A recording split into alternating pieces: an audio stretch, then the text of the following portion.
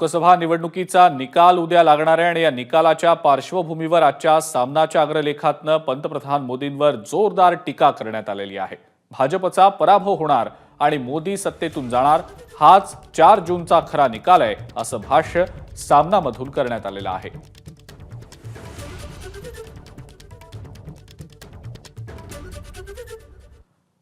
सामनात नेमकं काय म्हटलं गेलंय आपण पाहूया। उद्या मतमोजणी होईल आणि हुकुमशाहीचा अंधकार दूर होईल। भाजपचा पराभव होणारच, भाजप 225 जागांच्या पुढे जात नाही आणि इंडिया आघाडी 295 ते 310 जागा जिंकून सरकार स्थापन करेल। एक्झिट पोल म्हणजे गुवाहाटीत कापलेल्या रेड्यासारखा आहे। मोदींनी ध्यान केलं तरी जनतेच्या मनात उसळलेला उद्रेक ते शांत करू शकले नाहीत। मोदी है तो इंडिया आघाडीचा विजय 100% मुमकिन है।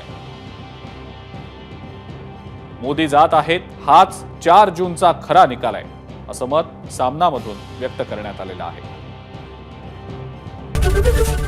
एबीपी माझा, उघडा डोळे बघा नीट।